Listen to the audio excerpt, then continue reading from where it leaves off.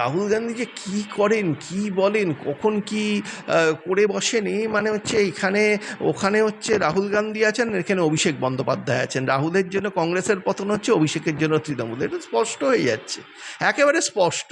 একজন পিসির কোলে চেপে রাজনীতিতে এসছেন, আর একজন মায়ের কোলে চেপে রাজনীতিতে এসেছেন। কোলে চেপে রাজনীতিতে এসে বেশি দিন থাকা যায়। হ্যাঁ, নিজের দলের লোককেই দেশদ্রোহী বলছেন। কোন দিন মমতা বন্দ্যোপাধ্যায়কেও দেশদ্রোহী বলবেন? কল্যাণ বন্দ্যোপাধ্যায় এখন কার কল্যাণে কী করছেন ভগবান জানে।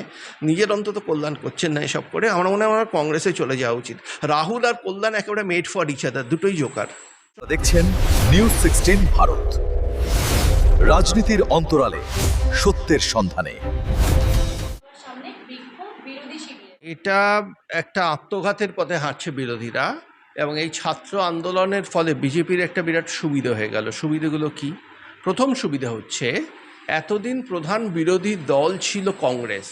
মানুষের মনে বিজেপির প্রধান বিরোধী দল হয়ে যাচ্ছে ককরোচ জনতা পার্টি। অর্থাৎ কংগ্রেসের যে জায়গাটা ছিল সেই জায়গাটা কংগ্রেস হারিয়ে ফেলছে। কংগ্রেস বিক্ষোভকারী দল হচ্ছে, আর আন্দোলন করছে ককরোচ জনতা পার্টি, যার একটা আলাদা অস্তিত্ব আছে এবং যে আন্দোলনে কংগ্রেস যোগ দেয়নি। 2 নম্বর, যে ধর্মেন্দ্র প্রধানের বিরুদ্ধে কংগ্রেস আন্দোলন করছে তিনি হচ্ছেন ওবিসি সম্প্রদায়ের সবচেয়ে বড় মুখ নরেন্দ্র মোদীর পর ভারতীয় জনতা পার্টির ক্ষেত্রে। সামনে বছর উত্তরপ্রদেশে নির্বাচন, সেখানে 43 থেকে 45% ভোট হচ্ছে ওবিসিদের।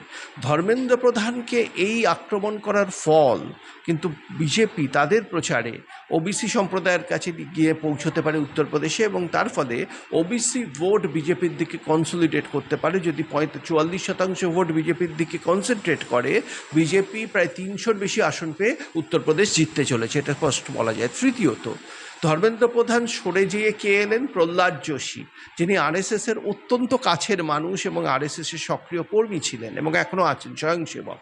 তা আরএসএসের একজন স্বয়ংসেবককে এত বড় শিক্ষামন্ত্রকের মতো গুরুত্বপূর্ণ মন্ত্রকের দায়িত্ব দিয়ে নরেন্দ্র মোদী আরএসএসের সাথে তার যে সম্পর্কের বন্ধন তাকে আরও দৃঢ় করলেন। 2024-এ বিজেপির যে নির্বাচনের সেটব্যাকটা হয়েছিল ক্ষমতায় ফিরে আসা সত্ত্বেও, সেটা মূল কারণ ছিল আরএসএস বিজেপি একসাথে কাজ করেনি। তারপর থেকে যে যে রাজ্যে আরএসএস বিজেপি একসাথে কাজ করেছে নির্বাচনের ক্ষেত্রে, মহারাষ্ট্র বলুন, দিল্লি বলুন, হরিয়ানা বলুন, বিহার বলুন, সর্বশেষ পশ্চিমবঙ্গ বলুন, এই যে পরিবর্তনটা এসছে তার মূল কারণ হচ্ছে হিন্দু ভোটের কনসলিডেশন। আর সেটা নেতৃত্ব দিয়েছে নরেন্দ্র মোদীর নেতৃত্বের পাশাপাশি আরএসএস এবং মোদী যদি একসাথে কাজ করে, আগামী দিনেও বিজেপির এই যে বিজয় রথ সেটা চলতে থাকবে। অর্থাৎ এই আন্দোলন আরএসএস এবং মোদীকে আরও কাছাকাছি এনে দিই, ইমোশনাল একটা সিম্প্যাথি ওয়েভ ক্রিয়েট করলো ওবিসিদের মধ্যে বিজেপির পক্ষে। এবং 3 নম্বর, বিরোধী দলের জায়গাটা কংগ্রেস হারিয়ে ফেলে। প্রমাণ থাকে, রাহুল গান্ধী সেটা পেশ করুন না। রাহুল গান্ধী রাতে স্বপ্ন দেখেন, সকালে উঠে এসে বলেন, এই ধরনের ব্যাপার না মানুষ আর গ্রহণ করছে না। তাই সেই কারণে কংগ্রেসের এই বিপর্যয়। এই ধরুন পশ্চিমবঙ্গে এত তো অ্যান্টি এস্টাবলিশমেন্টের হাওয়া ছিল, তা হাওয়ার তো সুফলটা কংগ্রেসও পেতে পারতো। কংগ্রেস তো তৃণমূলের বিপক্ষে ছিল। হচ্ছে দেখুন, বিজেপি 294-এ 208টা আসন পেল, কংগ্রেস পেল 2টো। একজন 208, একজন 2, যেখানে প্রতিষ্ঠান বিরোধী হাওয়া আছে। এটাই তো চোখে আঙুল দিয়ে দেখিয়ে দিচ্ছে রাহুল গান্ধীর নেতৃত্ব মানুষের কাছে গ্রহণযোগ্য নয়। বিহার দেখুন, বিহারে ওই অ্যান্টি এস্টাবলিশমেন্টের হাওয়ার মধ্যেও বিজেপি ক্ষমতায় ফিরল 202 আসন সম্ভবত পেয়ে, যেখানে বিরোধীতে কংগ্রেস আর আরজেডি। পারল না কংগ্রেস। দিল্লিতে কংগ্রেস তৃতীয় হলো। এবার মহারাষ্ট্রে সেখানেও ফিরতে পারলো না, মানে মহারাষ্ট্রে কোনোভাবে ক্ষমতার কাছাকাছি আসতে পারলো না। হরিয়ানাতে, যেখানে তীব্র অ্যান্টি এস্টাবলিশমেন্ট হওয়ার মধ্যেও বিজেপি ফিরে এলো। কংগ্রেস মুক্ত ভারতের দিকে আমরা এগিয়ে চলেছি। এবার যে প্রশ্নটা ছিল যে কংগ্রেস মুক্ত ভারতে বিরোধী দলের জায়গাটা কে নেবে, সিজেপি একটা শক্তি হিসেবে কিন্তু উঠে আসছে, যুবকদের একটা প্ল্যাটফর্ম হিসেবে, যেটা আপাতত মানে নিয়ার টার্ম আগামী 10 বছর বিজেপিকে সাহায্য করবে। করতে পারেন উনি, তা বলে যে সরকার সেটা শুনতে বাধ্য নয়, কারণ রাহুল গান্ধীর সাথে মানুষ নেই। সিজেপির দাবি মেনে সরকার কেন শিক্ষামন্ত্রীকে সরালো? কারণ ওখানে যুব সমাজের একটা সমাগম হয়েছিল, মানুষ সিজেপির সাথে ছিল, যুবক যুবতীরা, কিন্তু জেন জেড ছিল, কিন্তু রাহুল গান্ধীর সাথে কোনো A to Z কেউ নেই। তো তার দাবি তিনি যা খুশি দাবি করুন না, কি এসে যায়। রাহুল গান্ধী হচ্ছে, অনেকে বলছেন বিজেপির সবচেয়ে বড় শক্তি হচ্ছে রাহুল গান্ধী, কারণ রাহুল গান্ধীর নেতৃত্বহীনতার জন্যেই বিজেপি এইভাবে একাধিপত্য কার্যত 22টা রাজ্যে তাদের সাফল্য এনেছে। অমিত শাহ কোথায় আসবেন কোথায় না আসবেন সেটা তার ব্যাপার। রাহুল গান্ধীকে ভয় পাওয়ার কোনো কারণ অমিত শাহ আছে বলে আমার মনে হয় না, কারণ রাহুল গান্ধী মানে নিকট ভবিষ্যৎ বা অদূর ভবিষ্যতে ভারতবর্ষের প্রধানমন্ত্রী হওয়ার যোগ্যতা রাখেন না। কারণ তাকে ভয় পাওয়ার কী আছে? অমিত শাহ রাহুল গান্ধীকে ভয় পাবেন এটা ভেবে যদি রাহুল গান্ধী আনন্দ পান। রাহুল গান্ধীর একটাই কৃতিত্ব, তিনি রাজীব গান্ধীর ছেলে, এছাড়া কোনো কৃতিত্ব নেই। মানে সিস্টেম পরিবর্তন না হলে প্রশ্নটা হচ্ছে না, প্রশ্ন ফাঁস তো অনেক জায়গায় হয়েছে। পাঞ্জাবে প্রশ্ন ফাঁস হয়েছে শিক্ষামন্ত্রী কেন পদত্যাগ করেননি, অন্যান্য অনেক রাজ্যে প্রশ্ন ফাঁস হয়েছে, সেখানেও তো শিক্ষামন্ত্রী পদত্যাগ করা উচিত ছিল, সেটা করেননি কেন? আর শিক্ষামন্ত্রী পদত্যাগ করলেই কি প্রশ্ন ফাঁস বন্ধ হয়ে যাবে? এটা যারা করে তাদের মানসিক যে সুস্থতা নিয়ে প্রশ্ন তোলা উচিত। একটা শিক্ষামন্ত্রী চলে গেল আর প্রশ্ন ফাঁস বন্ধ হয়ে গেল। যে কারণে প্রশ্ন ফাঁস হচ্ছে সেই কারণটাকে তো অ্যাড্রেস করতে হবে, যেটা প্রধানমন্ত্রী আমাদের চেষ্টা করেছেন সেটাকে অ্যাড্রেস করা। সে ব্যাপারে রাহুল গান্ধীর কোনো সাজেশন থাকলে দিতে পারতেন, কিন্তু সেসবে তার কোনো মন নেই, তিনি শুধু যাত্রা করতে। আমার মনে হয় রাহুল গান্ধী রাজনীতি ছেড়ে বাংলা এসে কোনো যাত্রা কোম্পানির সাথে যুক্ত হয়ে যান, ওনার যাত্রা দেখতে বহু মানুষ যাবে। কংগ্রেসের এত মাতামাতি দেখুন না, স্বপ্ন দেখুন না, কে কাকে কোথায় বার করে দিল তো পর হয়ে গেল। মহারাষ্ট্র থেকে টেনে হিঁচড়ে কংগ্রেসকে কে বার করে দিল? হরিয়ানা থেকে কংগ্রেসকে প্রায় জেতার মুখে কংগ্রেস ছিল, সব ওপিনিয়ন পোল বলছিল ক্ষমতা দখল করলো কে? দিল্লিতে কংগ্রেস কেন তৃতীয় হলো? মল্লিকার্জুন খার্গে উত্তর দিন। কর্ণাটকটা ধরে রাখুন মল্লিকার্জুন খার্গে, অন্তত সেটা ধরে রাখতে পারবেন তো আগামী নির্বাচনে? সেটাই প্রশ্ন। বার করা ভুলে যান, যেটা আছে সেটাকে ধরে রাখুন, তারই যথেষ্ট। প্রসঙ্গে আসলে আমরা দেখলাম কল্যাণ বন্দ্যোপাধ্যায় হ্যাঁ, নিজের দলের লোককেই দেশদ্রোহী বলছেন। কোন দিন মমতা বন্দ্যোপাধ্যায়কেও দেশদ্রোহী বলবেন? কল্যাণ বন্দ্যোপাধ্যায় এখন কার কল্যাণে কী করছেন ভগবান জানে, নিজের অন্তত কল্যাণ করছেন না এসব করে। আমার মনে হয় আমার কংগ্রেসে চলে যাওয়া উচিত। রাহুল আর কল্যাণ একেবারে মেড ফর ইচ আদার, দুটোই জোকার। তৃণমূলেরও এখন দেখছি অভিষেক বন্দ্যোপাধ্যায় রাহুল, অভিষেক আর কল্যাণ তিনটে একেবারে মানে মানিক জোড়া কি 3 মাস্কেটিয়ার্স হয়ে যাবে।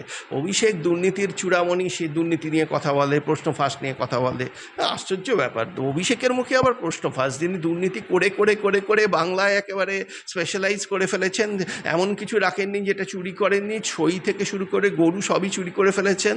সাম্প্রতিক আরও অনেক চুরির কথা সামনে আসছে, কিন্তু তিনি আবার দুর্নীতি নিয়ে কথা বলছেন। আর কল্যাণ তো কখন কি করেন, কাকে সমর্থন করেন। সকালের কল্যাণ একসময় শোনা যেত মদ অন আর মদ অফ, এখন কল্যাণ রাতে আর কল্যাণ সকালে আলাদা কথা বলেন। তো এখন কল্যাণকে নিয়ে কী বলবো, এ তো মানে কেউ সিরিয়াসলি নেন না। আর ওনার ছেলে তো হেরে গেছে এবার নির্বাচনে, ওনার ছেলে, ওনার কেন্দ্রে ওনার ছেলেকে উনি যেতে পারেননি, সেখানে বিজেপি জিতেছে। এরপর আর কিছু বলার আছে? কল্যাণ বন্দ্যোপাধ্যায় আগে ভোটে জিতুন, নিজে দাঁড়িয়ে এবার লোকসভায় জিতুন। আর যদি এতই থাকে পদত্যাগ করুন না কল্যাণ বন্দ্যোপাধ্যায়, পদত্যাগ করে মানুষের ম্যান্ডেটে আবার ফিরে আসার চেষ্টা করুন। এত বড় ম্যান্ডেট তো তার বিরুদ্ধে হলো বিধানসভা নির্বাচনে, তার ছেলে হেরে গেল। আমার মনে হয় কল্যাণ বন্দ্যোপাধ্যায়ের মতো নেতাদের উচিত কোথাও পদত্যাগ করে ফ্রেশ ম্যান্ডেট নেওয়া।